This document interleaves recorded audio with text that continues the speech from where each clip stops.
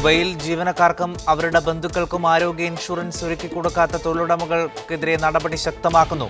ഡിസംബറിനകം സമ്പൂർണ്ണ ആരോഗ്യ ഇൻഷുറൻസ് ലക്ഷ്യം കൈവരിച്ചില്ലെങ്കിൽ ശിക്ഷാ നടപടിയെന്ന ദുബൈ ഹെൽത്ത് അതോറിറ്റിയുടെ മുന്നറിയിപ്പ്. വിസ്മയ കാഴ്ചകളുമായി ബോളിവുഡ് തീം പാർക്ക് ദുബൈയിൽ തുറന്നു. ഇഷ്ട സിനിമകൾ ആസ്വദിച്ചും ഇനി ഷോപ്പിംഗ്.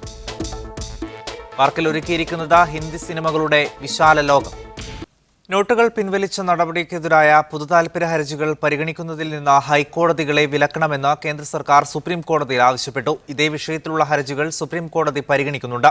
ഇതിനിടയിൽ ഇതുമായി ബന്ധപ്പെട്ട ഹൈക്കോടതികൾ എടുത്തുകൊണ്ടിരിക്കുന്ന എല്ലാ നടപടികളും റദ്ദാക്കണമെന്നും അറ്റോർണി ജനറൽ മുകുൾ റോത്തഗി ആവശ്യപ്പെട്ടു. കേന്ദ്രത്തിന്റെ ആവശ്യത്തിൽ കോടതി നാളെ തീരുമാനമെടുക്കും. ഡോളർ കരുത്താർജിച്ചതിനെ തുടർന്ന് രൂപയുടെ മൂല്യമിടിഞ്ഞത് പ്രവാസികൾക്ക് തുണയായെങ്കിലും മണി എക്സ്ചേഞ്ചുകളിൽ തിരക്ക് കുറവാണ്. പണം നാട്ടിലെത്തിയാൽ തന്നെയും പിൻവലിക്കുന്നതിന് ഏർപ്പെടുത്തിയ നിയന്ത്രണമാണ് പ്രവാസികൾക്ക് തിരിച്ചടിയായത്. ഇന്ത്യൻ രൂപയ്ക്ക് തുടരുന്ന വിലയിടിവ് ഗൾഫ് കറൻസികൾ ഉൾപ്പെടെയുള്ളവയ്ക്ക് രൂപയുമായി നല്ല വിനിമയ മൂല്യം ലഭിക്കാൻ സഹായിക്കുന്നുണ്ട്. ദർഹത്തിന് 18.42 രൂപ എന്ന നിരക്കിലാണ് ഇന്ന് വിനിമയം നടന്നത്. സമീപകാലത്ത് ലഭിക്കുന്ന ഏറ്റവും മികച്ച നിരക്ക് കൂടിയാണിത്. രൂപയ്ക്കെതിരെ ഒമാൻ റിയാൽ ഉൾപ്പെടെയുള്ള എല്ലാ ഗൾഫ് കറൻസികൾക്കും ഉയർന്ന വിനിമയ മൂല്യം തന്നെയാണുള്ളത്. മുൻകാലങ്ങളിൽ ഇത്തരം അവസരം പ്രയോജനപ്പെടുത്താൻ ധനകാര്യ വിനിമയ സ്ഥാപനങ്ങളിൽ വർദ്ധിച്ച തിരക്കായിരുന്നു അനുഭവപ്പെട്ടത്. എന്നാൽ 1000-500 രൂപ നോട്ടുകൾ പിൻവലിച്ചതിനെ തുടർന്നുള്ള പ്രതിസന്ധി നാട്ടിലേക്ക് പണമയക്കുന്നതിൽ നിന്ന് പ്രവാസികളെയും നിരുത്സാഹപ്പെടുത്തുകയാണ്. ദിവസം കൂടിയാൽ 10,000-വും പ്രതിവാരം 24,000 രൂപയും എന്ന നിബന്ധന പ്രവാസികളെയും ചെറുതായൊന്നുമല്ല ബാധിക്കുന്നത്. നോട്ട് ക്ഷാമം കാരണം ഇൻസ്റ്റന്റ് മണി ട്രാൻസ്ഫർ സംവിധാനം താളം തെറ്റിയതും പ്രവാസികളെ പ്രതികൂലമായി ബാധിച്ചു. നാട്ടിൽ വീട് പണി മുതൽ എല്ലാം നിർത്തിവെക്കാൻ പ്രവാസികളും നിർബന്ധിതരാവുകയാണ്. US പ്രസിഡന്റ് തെരഞ്ഞെടുപ്പും ഡോളർ കരുത്താർജിക്കാൻ അവസരമായതായി സാമ്പത്തിക വിദഗ്ധർ വ്യക്തമാക്കുന്നു. തൽക്കാലത്തേക്ക് ഇന്ത്യൻ റുപ്പിയിൽ ഒരു വോളറ്റൈലിറ്റി കാണുന്നുണ്ട്. അപ്പോൾ കഴിഞ്ഞ 2 ദിവസമായിട്ടുണ്ടായിട്ടുണ്ട്. പക്ഷേ അത് ബാധിക്കുന്നത് പറഞ്ഞു കഴിഞ്ഞാൽ മറ്റ് ചില സംഗതികളെ ആസ്പദമാക്കിയിട്ടുണ്ട്. പ്രത്യേകിച്ച് US ഫെഡറൽ റേറ്റിൻ്റെ കാര്യമുണ്ടാകും, ഇന്ത്യൻ ഇക്കോണമിയുടെ ഇൻഫ്ലേഷൻ റേറ്റിൻ്റെ വളർച്ചയും താഴ്ചയും. അമേരിക്കയിൽ നിന്ന് വിദേശ നിക്ഷേപകർ പിൻവാങ്ങുന്നത് ഡോളറിന്റെ ഡിമാൻഡ് വർദ്ധിപ്പിച്ചു. അതാണ് US കറൻസിയുടെ മൂല്യവർദ്ധനവിന് കാരണമായതും. MCA Nasar, media 1, Dubai.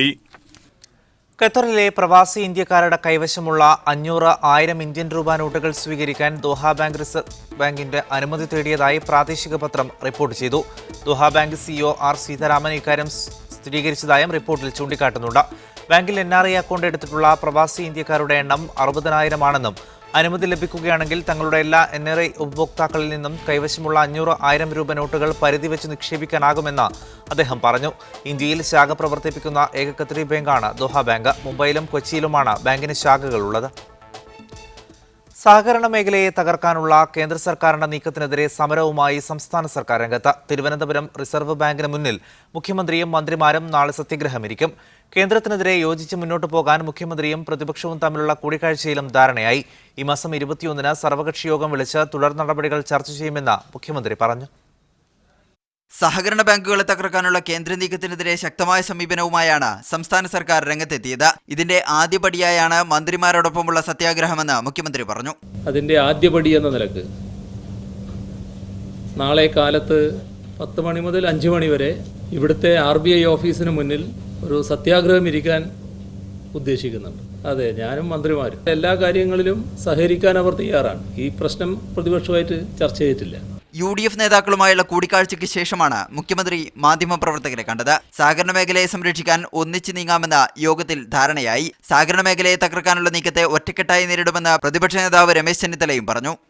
പ്രതിപക്ഷം ഗവൺമെന്റുമായി പൂർണ്ണമായി സഹകരിക്കാൻ തീരുമാനിച്ചു എന്നുള്ളവർ അറിയിച്ചിട്ടുണ്ട്. തീർച്ചയായിട്ടും സഹകരണ കാര്യത്തിൽ യോജിച്ചുള്ള പ്രക്ഷോഭം വേണ്ടി വരും. ഏത് രീതിയിൽ വേണമെന്നുള്ളത് ഞങ്ങൾ ആലോചിച്ച് തീരുമാനിക്കും. ഈ മാസം 21-ന് നടക്കുന്ന സർവകക്ഷി യോഗത്തിന് ശേഷം തുടർ നടപടികൾ ആലോചിക്കും. സഹകരണ മേഖലയ്ക്കെതിരായ BJP നിലപാട് അസംബന്ധമാണെന്നും മുഖ്യമന്ത്രി പ്രതികരിച്ചു. വ്യക്തമായ ഒരു രാഷ്ട്രീയ ഗൂഢാലോചനയുണ്ട് എന്നാണ് സംശയിക്കേണ്ടത്. സാധാരണ അസംബന്ധങ്ങളാണ്. ആ അസംബന്ധങ്ങൾ എഴുന്നള്ളിക്കാൻ മടി കാണിക്കാതിരിക്കുന്നത്. അപ്പോൾ അനാവശ്യമായ ഒരു വാദം ഉയർത്തുകയാണ്. അത് ഈ കള്ളപ്പണത്തിന് നമ്മളെല്ലാവരും എതിരായതുകൊണ്ട് കള്ളപ്പണം എന്ന് പറഞ്ഞാൽ എന്തോ വല്ലാതെ ആള് ഇതിനെല്ലാം കൂട്ടുനിൽക്കുമെന്നാണ് കരുതുന്നത്. നിയമസഭാ സമ്മേളനം വിളിക്കുന്നതടക്കമുള്ള പ്രതിപക്ഷ നിർദ്ദേശങ്ങൾ ഗൗരവത്തിൽ ആലോചിക്കുമെന്നും മുഖ്യമന്ത്രി കൂട്ടിച്ചേർത്തു. മീഡിയ 1, തിരുവനന്തപുരം. സാമ്പത്തിക പരിഷ്കരണ നടപടികൾ ത്വരിതപ്പെടുത്തണമെന്ന കുവൈത്ത് ഇന്റർനാഷണൽ മോണിറ്ററി ഫണ്ടിന്റെ നിർദ്ദേശം. സബ്സിഡികൾ വെട്ടിക്കുറയ്ക്കണമെന്നും പൊതുമേഖലയിലെ ഭീമമായ ശമ്പളച്ചെലവിൽ കുറവ് വരുത്തണമെന്നും IMF നിർദ്ദേശിച്ചു. സമ്പദ്ഘടനയുടെ സുരക്ഷയ്ക്ക് കൂടുതൽ നിയന്ത്രണങ്ങൾ അനിവാര്യമാണെന്നാണ് IMF വിലയിരുത്തൽ. ക്രൂഡ് ഓയിൽ വിലയിടിവ് രാജ്യത്തെ സമ്പദ്ഘടനക്കുണ്ടാക്കിയ ആഘാതം ചില്ലറയല്ല. ബജറ്റ് കമ്മി നികത്താൻ അടുത്ത 6 വർഷത്തേക്ക് കുവൈത്തിന് 35 ബില്യൺ ദിനാർ വേണ്ടിവരും. ഇതിനായി സബ്സിഡി ഇനിയും വെട്ടിക്കുറക്കണമെന്നും IMF നിർദ്ദേശിച്ചതായി ധനമന്ത്രാലയ വൃത്തങ്ങളെ ഉദ്ധരിച്ച് പ്രാദേശിക പത്രം റിപ്പോർട്ട് ചെയ്തു. സർക്കാർ മേഖലയിലെ ശമ്പള ചെലവിൽ കുറവ് വരുത്തണമെന്നും നിർദ്ദേശമുണ്ട്. വരുമാനത്തിന്റെ 80% എണ്ണ വിൽപ്പനയിലൂടെ വകയിരുത്തുന്ന കുവൈത്തിന് ക്രൂഡ് ഓയിൽ വിലയിടിവിനെ തുടർന്ന് കഴിഞ്ഞ വർഷം മാത്രം വരുമാനത്തിൽ 41% കുറവാണുണ്ടായത്. പൊതുചെലവിൽ 1.8% വർധനയുമുണ്ടായി.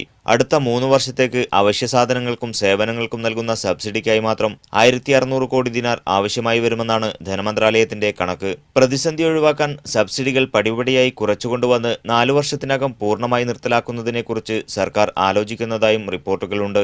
അതിനിടെ വിദേശികൾക്ക് 5% റെമിറ്റൻസ് ടാക്സ് ഏർപ്പെടുത്തണമെന്ന കരട് നിർദ്ദേശത്തിന് മിനിസ്റ്റീരിയൽ കമ്മിറ്റി അന്തിമരൂപം നൽകിയതായി സർക്കാർ വൃത്തങ്ങൾ വെളിപ്പെടുത്തി. വിദേശത്തേക്കുള്ള ധനവിനിമയങ്ങൾക്ക് കമ്പനികളിൽ നിന്ന് 10%, വ്യക്തികളിൽ നിന്ന് 5% നികുതി ഈടാക്കണമെന്ന നിർദ്ദേശം പുതിയ പാർലമെന്റ് നിലവിൽ വന്നയുടൻ വോട്ടിനിടാനാണ് സർക്കാർ നീക്കം. Media 1 Kuwait City. ദുബൈയിൽ ജീവനക്കാർക്കും അവരുടെ ബന്ധുക്കൾക്കും ആരോഗ്യ ഇൻഷുറൻസ് ഒരുക്കിക്കൊടുക്കാത്ത തൊഴിലുടമകൾക്കുമേൽ പിടിവീഴുന്നു. ഡിസംബറിനകം സമ്പൂർണ്ണ ആരോഗ്യ ഇൻഷുറൻസ് ലക്ഷ്യം സാധ്യമാക്കാത്ത പക്ഷം വൻതുക പിഴശിക്ഷയടക്കം കടുത്ത നടപടികളാണ് ദുബൈ ഹെൽത്ത് അതോറിറ്റി സ്വീകരിക്കുക. 2013 ആരോഗ്യ ഇൻഷുറൻസ് നിയമം 11 പ്രകാരം ദുബൈ വിസയുള്ള എല്ലാ ആളുകൾക്കും ഈ വർഷം ജൂൺ 30-നകം ഇൻഷുറൻസ് ഏർപ്പെടുത്തണമെന്നായിരുന്നു വ്യവസ്ഥ. എന്നാൽ 12% ആളുകൾക്ക് ഇനിയും ഇൻഷുറൻസ് സൗകര്യം ലഭിച്ചിട്ടില്ല. തുടർന്നാണ് ഇവർക്ക് കൂടി ഇൻഷുറൻസ് ഏർപ്പെടുത്തുന്നതിന് സമയം അനുവദിച്ചത്. എന്നാൽ ഇനി വിട്ടുവീഴ്ചയുണ്ടാവില്ലെന്നും സമയപരിധി നീട്ടുകയില്ലെന്നും DHA ഹെൽത്ത് ഫണ്ടിംഗ് വിഭാഗം ഡയറക്ടർ ഡോക്ടർ ഹൈദർ അൽ യൂസഫ് വ്യക്തമാക്കി. ജീവനക്കാർക്കും ആശ്രിതർക്കും ആരോഗ്യ ഇൻഷുറൻസ് ഒരുക്കാത്തവർ നിയമലംഘനമാണ് ചെയ്യുന്നതെന്നും ഇദ്ദേഹം ഓർമ്മിപ്പിച്ചു. ഇൻഷുറൻസ് പ്രീമിയത്തേക്കാൾ ഉയർന്ന തുകയാണ് തൊഴിലുടമയിൽ നിന്ന് പിഴയായി ഈടാക്കുക. ഒരു വ്യക്തിക്ക് വാർഷിക ഇൻഷുറൻസ് തുക 550 ദിർഹമാണ്. എന്നാൽ ജീവനക്കാർക്ക് ഈ സൗകര്യം ഏർപ്പെടുത്താൻ വീഴ്ച വരുത്തുന്നവർ പ്രതിമാസം 500 ദിർഹം പിഴയായി നൽകേണ്ടിവരും. ജീവനക്കാരുടെ ശമ്പളത്തിൽ നിന്ന് പ്രീമിയം തുക ഈടാക്കാൻ ശ്രമിക്കുന്നതും നിയമവിരുദ്ധമാണ്. തൊഴിലുടമയില്ലാത്ത വ്യക്തികളുടെ ഇൻഷുറൻസ് തുക സ്പോൺസർ വഹിക്കണം. ഡോക്ടർമാരുടെ ഫീസ്, ശസ്ത്രക്രിയ, പ്രസവ ശുശ്രൂഷ, അടിയന്തര ചികിത്സകൾ തുടങ്ങിയ ആരോഗ്യ ആവശ്യങ്ങൾക്കെല്ലാം ഇൻഷുറൻസ് കവറേജ് ലഭിക്കും. Media 1 Dubai. വാർത്തയിലേക്ക്. ഓർഗനൈസേഷൻ ഓഫ് ഇസ്ലാമിക് കോൺഫറൻസിന്റെ പുതിയ സെക്രട്ടറി ജനറലായി ഡോക്ടർ യൂസഫ് അൽ ഉസൈമിനെ തെരഞ്ഞെടുത്തു. മക്കയിൽ ചേർന്ന അടിയന്തര യോഗത്തിലാണ് സൗദി നാമനിർദ്ദേശം നൽകിയ സെക്രട്ടറി അംഗരാജ്യങ്ങൾ തെരഞ്ഞെടുത്തത്. മുൻ സെക്രട്ടറി ജനറൽ ഇയാദ് അമീൽ മദനി ആരോഗ്യപരമായ കാരണങ്ങളാൽ സ്ഥാനമൊഴിഞ്ഞ സാഹചര്യത്തിലാണ് സൗദി പുതിയ സെക്രട്ടറിയെ നിർദ്ദേശിച്ചത്. ദുബൈ നഗരത്തിൽ വിസ്മയ കാഴ്ചയൊരുക്കി ബോളിവുഡ് തീം പാർക്കിന് തുടക്കമായി. ഹിന്ദി സിനിമകളുടെ അനുഭവ ലോകം ഉൾക്കൊണ്ട് ഷോപ്പിംഗ് നടത്താനുള്ള മികച്ച അവസരം കൂടിയാണ് പാർക്ക് ദുബൈ നഗരവാസികൾക്കായി ഒരുക്കിയിരിക്കുന്നത്.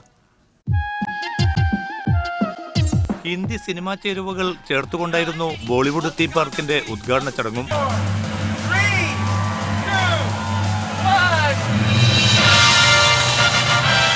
ആസ്വാദകർ നെഞ്ചേറ്റിയ ഹിന്ദി ചിത്രങ്ങളുടെ പോസ്റ്ററുകളിലൂടെയും പ്രിയ നടീനടന്മാരുടെ കട്ടൗട്ടുകളിലൂടെയും ബോളിവുഡിന്റെ തനി ആവിഷ്കാരം തന്നെയാണ് തീം പാർക്കിന്റെ പ്രത്യേകത. ഉള്ളിലാകട്ടെ സർവം ഹിന്ദി സിനിമാമയം. മുംബൈ നഗരത്തിലൂടെ യാത്ര ചെയ്യുന്ന പ്രതീതിയാണ് ചുറ്റും. എല്ലാം അപ്പടി തന്നെ പുനരാവിഷ്കരിച്ചിരിക്കുന്നു. സൂപ്പർ ഹിറ്റായ ഹിന്ദി സിനിമാ പേരുകളിലാണ് തിയേറ്ററുകൾ പലതും. മുംബൈ പോലീസ്, ഷോലെ, ലഗാൻ, രാവൺ, ധൂം, ക്രിഷ് ഉൾപ്പെടെ ബോളിവുഡ് ചിത്രങ്ങളുടെ പേരുകൾ അങ്ങനെ തന്നെ നീളുന്നു. തിയേറ്ററുകളിൽ സൂപ്പർ ഹിറ്റായ ഹിന്ദി ചിത്രങ്ങളുടെ ഹ്രസ്വ സ്വഭാവത്തിലുള്ള പുതു ആവിഷ്കാരവും ഒരുക്കിയിട്ടുണ്ട്. ഇതിനൊപ്പം നവീന ഗെയിംസുകൾ വേറെയും. ഷോപ്പിംഗ് കേന്ദ്രങ്ങളും റെസ്റ്റോറൻറ്റുകളും തീം പാർക്കിനുള്ളിൽ ധാരാളം. 4 വർഷത്തെ കഠിനാധ്വാനത്തിലൂടെയാണ് തീം പാർക്കിന്റെ നിർമ്മാണം. ഏതായാലും സന്ദർശകർക്ക് വേറിട്ട അനുഭവം പകരാൻ സാധിക്കുമെന്ന പ്രതീക്ഷയിലാണ് സംഘാടകർ. ഒന്നുകൂടി മാറ്റിയെടുക്കുകയാണെങ്കിൽ മകളെ അതിരറ്റ് പ്രണയിക്കുന്നവരാണ് അറബികൾ. UAEയുടെ മണ്ണിൽ ബോളിവുഡിനായി ഒരു തീം പാർക്ക് ഒരുക്കുമ്പോൾ അറബ് സിനിമാ ആസ്വാദകരുടെ ആഹ്ലാദം ഇരട്ടിക്കുകയാണ്. ക്യാമറ പേഴ്സൺ ഫഹീം മുഹമ്മദ് അലിക്കൊപ്പം MCA നാസർ, മീഡിയ 1. കുവൈത്ത് മലയാളികൾക്ക് കേരള ഫ്യൂഷൻ ഫുഡിന്റെ കലവറയൊരുക്കുന്നുവെന്ന അവകാശവാദവുമായി തക്കാര ഗ്രൂപ്പ് പുതിയ റെസ്റ്റോറന്റ് ആരംഭിക്കുന്നു. കേരള എക്സ്പ്രസ് എന്ന് പേരിട്ടിരിക്കുന്ന റെസ്റ്റോറന്റ് നവംബർ 18 മുതൽ പ്രവർത്തനം ആരംഭിക്കുമെന്ന് മാനേജ്മെന്റ് പ്രതിനിധികൾ വാർത്താസമ്മേളനത്തിൽ അറിയിച്ചു. തക്കാര ഗ്രൂപ്പ് ഫഹാഹിൽ ഒലിവ് മാർട്ട് ബിൽഡിംഗിൽ ആരംഭിക്കുന്ന കേരള എക്സ്പ്രസ് റെസ്റ്റോറന്റിന്റെ ഉദ്ഘാടനം നാളെ വൈകിട്ട് ഇന്ത്യൻ സ്ഥാനപതി സുനിൽ ജെയിൻ നിർവഹിക്കും. റെയിൽവേ സ്റ്റേഷന്റെയും എക്സ്പ്രസ് ട്രെയിനിന്റെയും മാതൃകയിലാണ് റെസ്റ്റോറന്റിൽ ഡൈനിങ് ഏരിയകൾ ഒരുക്കിയിരിക്കുന്നത്. കേരളത്തിലെ എല്ലാ ജില്ലകളുടെയും തനത് വിഭവങ്ങൾ കേരള എക്സ്പ്രസിൽ ലഭ്യമായിരിക്കുമെന്ന് മാനേജ്മെന്റ് അറിയിച്ചു. Mahmoud Al Fadhli, Mansoor Al Fadhli, Abdul Rasheed, K Basheer, Ashraf Ayyur, chef Ajeesh, Shafi എന്നിവർ വാർത്താസമ്മേളനത്തിൽ സംബന്ധിച്ചു. Media one, Kuwait City. മുത്തലാഖ് വിഷയത്തിൽ മുസ്ലിം പണ്ഡിതന്മാർക്കിടയിൽ നിലനിൽക്കുന്ന അഭിപ്രായ വ്യത്യാസം മുതലെടുത്ത് സമുദായത്തെ ഭിന്നിപ്പിക്കാനുള്ള ശ്രമമാണ് കേന്ദ്ര സർക്കാർ നടത്തുന്നതെന്ന് all India Muslim Personal Law Board അംഗം ഫാഹിദ് അബ്ദുൽ ഷുക്കൂർ ഖാസിമിയും അലിയാർ മൗലവി അൽ ഖാസിമിയും ദോഹയിൽ കുറ്റപ്പെടുത്തി. ഇസ്ലാമിക ശരീഅത്ത് അനുസരിച്ച് ജീവിക്കാൻ ബാധ്യതപ്പെട്ട സമുദായമാണ് മുസ്ലിം വ്യക്തി നിയമത്തെ പരിഷ്കരിക്കാൻ മുന്നോട്ട് വരേണ്ടതെന്നും പുറത്തുനിന്നുള്ള വിമർശനങ്ങളുടെ ഉദ്ദേശ്യശുദ്ധി സംശയാസ്പദമാണെന്നും All India Muslim Personal Law Board അംഗം ഹാഫിസ് അബ്ദുൽ ഷുക്കൂർ ഖാസിമിയും ദക്ഷിണ കേരള ജമിയത്തുൽ ഉലമ സംസ്ഥാന സമിതി അംഗം അലിയാർ മൗലവി അൽ ഖാസിമിയും ദോഹയിൽ പറഞ്ഞു. ഫനാർ സാംസ്കാരിക നിലയത്തിന് കീഴിൽ നടക്കുന്ന വ്യക്തി നിയമങ്ങളും ശരീഅത്തും എന്ന പൊതുസമ്മേളനത്തിൽ സംബന്ധിക്കാൻ ഖത്തറിലെത്തിയ ഇരുവരും ദോഹയിൽ വാർത്താ സമ്മേളനത്തിൽ സംസാരിക്കുകയായിരുന്നു. മുത്തലാഖ് വിഷയത്തിൽ സമുദായത്തിൽ നിലനിൽക്കുന്ന വ്യത്യസ്ത പണ്ഡിത വീക്ഷണങ്ങളെ മറിയാക്കി ഭിന്നത സൃഷ്ടിക്കാനാണ് BJP സർക്കാർ ശ്രമിക്കുന്നതെന്ന് നേതാക്കൾ കുറ്റപ്പെടുത്തി. ഉപയോഗപ്പെടുത്തിക്കൊണ്ട് സമുദായത്തിനിടയിൽ വിള്ളലുണ്ടാക്കാനുള്ള ശ്രമം സർക്കാർ നടത്തുന്നു എന്നുള്ളതാണ് ഇതിന്റെ പിന്നിലുള്ള പരമാർത്ഥം എന്ന് വിഷയത്തെ വീക്ഷിക്കുന്നു. മുസ്ലിം സമുദായത്തിനുമേൽ ഏകീകൃത സിവിൽ കോഡ് അടിച്ചേൽപ്പിക്കുന്നതിനെ ഭരണഘടനാ ശില്പി തന്നെ വിമർശിച്ചതായി ഹാഫിസ് അബ്ദുൽ ഷുക്കൂർ അൽ ഖാസിമി ചൂണ്ടിക്കാട്ടി. എന്നിട്ട് അംബേദ്കർ പറഞ്ഞ വാക്കാണ്, അതാണ് ഞാൻ നേരത്തെ സൂചനയിൽ പറഞ്ഞത്, മുസ്ലിമീങ്ങളെ സംബന്ധിച്ചിടത്തോളം സുദീപ്തവും ഭദ്രവുമായ ഒരു സിവിൽ നിയമമുള്ള സമുദായത്തെ ഏക സിവിൽ കോഡ് അടിച്ചേൽപ്പിക്കുന്നവർ ഭ്രാന്തന്മാരായി. വിവാഹമോചനവും ബഹുഭാര്യത്വവും കൂടുതലാണെന്ന് മുസ്ലിങ്ങൾക്കുമേൽ ആരോപിക്കപ്പെടുന്നുണ്ടെങ്കിലും ഇന്ത്യ ഗവൺമെന്റ് പുറത്തിറക്കിയ കണക്കുകൾ തന്നെ ഇത് നിഷേധിക്കുന്നതായി കാണാമെന്നും ഇരുവരും പറഞ്ഞു. ഏക സിവിൽ കോഡ് നടപ്പാക്കാനുള്ള നടപടികൾക്കെതിരെ ഇന്ത്യയിൽ നടക്കുന്ന ഒപ്പുശേഖരണത്തിന് ഖത്തറിൽ നിന്നുൾപ്പെടെ ഇന്ത്യക്കാർ പിന്തുണ നൽകണമെന്നും അവർ ആവശ്യപ്പെട്ടു. Fanar program coordinator Abdul Rasheed Kausari, Shamsuddin Khasimi, Nizamuddin Kausari എന്നിവരും വാർത്താ സമ്മേളനത്തിൽ പങ്കെടുത്തു. Media one, Doha. മെഡിസ്റ്റവർ തുടരുന്നു. UAE തൊഴിൽ വിസയ്ക്ക് നാട്ടിൽ മെഡിക്കൽ പരിശോധന നിർബന്ധമാക്കി. വിസ തിരുവനന്തപുരത്തെ UAE കോൺസുലേറ്റിൽ നിന്ന് നേരിട്ട് നൽകുന്ന നടപടിയുടെ ഭാഗമായാണിത്. ആദ്യഘട്ടത്തിൽ ബ്ലൂ കോളർ ജോലിക്കാർക്കും വീട്ടുജോലിക്കാർക്കുമുള്ള വിസയാണ് നാട്ടിൽ മെഡിക്കൽ പരിശോധന നടത്തി കോൺസുലേറ്റിൽ നിന്ന് നൽകുക. വിസ നടപടികൾ പൂർത്തിയാക്കാൻ 2 വട്ടം അപേക്ഷകർ തിരുവനന്തപുരത്തെ കോൺസുലേറ്റിൽ എത്തേണ്ടി വരും. ഈ മാസം 10 മുതലാണ് ബ്ലൂ കോളർ തൊഴിലാളികൾക്കും വീട്ടുജോലിക്കാർക്കുമുള്ള തൊഴിൽ വിസകൾ തിരുവനന്തപുരത്തെ UAE കോൺസുലേറ്റിൽ നിന്ന് തൊഴിലാളിക്ക് നേരിട്ട് നൽകാൻ തുടങ്ങിയത്. ഇതിന് നാട്ടിൽ മെഡിക്കൽ പരിശോധന നിർബന്ധമാണ്. വിസയ്ക്ക് അപേക്ഷിച്ച സ്പോൺസർക്ക് UAEയിലെ എമിഗ്രേഷൻ വിഭാഗം റഫറൻസ് നമ്പർ നൽകുന്നതോടെയാണ് നടപടികൾ ആരംഭിക്കുക. ഈ നമ്പറും പാസ്പോർട്ടുമായി കേരളത്തിലെ അപേക്ഷകർ ആദ്യം Gulf approved medical centres association അഥവാ ഗാംകയുടെ ഓഫീസിലെത്തി മെഡിക്കൽ പരിശോധനയ്ക്കായി അപേക്ഷിക്കണം. ഇവർ നിർദ്ദേശിക്കുന്ന മെഡിക്കൽ സെന്ററിൽ നിന്ന് ആരോഗ്യ പരിശോധനകൾ പൂർത്തിയാക്കാം. ഇതിന് 3600 രൂപ ചെലവ് വരും. കേരളത്തിൽ കോഴിക്കോട്, തിരൂർ, മഞ്ചേരി, കൊച്ചി എന്നിവിടങ്ങളിൽ ഗാംക അംഗീകൃത മെഡിക്കൽ കേന്ദ്രങ്ങളുണ്ട്. മെഡിക്കൽ രേഖയും പാസ്പോർട്ടുമായാണ് തിരുവനന്തപുരം മണക്കാട്ടുള്ള UAE കോൺസുലേറ്റിൽ എത്തേണ്ടത്. അവിടെ ആദ്യം മെഡിക്കൽ രേഖകൾ സാക്ഷ്യപ്പെടുത്തും, ജൈവവിവര പരിശോധന എന്നിവ നടത്തും. ഇതിനായി 10,000 രൂപയോളം ചെലവ് വരും. UAEയിൽ കൂടി സ്വീകാര്യമായ അന്താരാഷ്ട്ര ഡെബിറ്റ് ക്രെഡിറ്റ് കാർഡുകൾ വഴിയാണ് തുക നൽകേണ്ടത്. പിന്നീട് തൊഴിലന്വേഷകനുമായി അധികൃതർ അഭിമുഖം നടത്തും.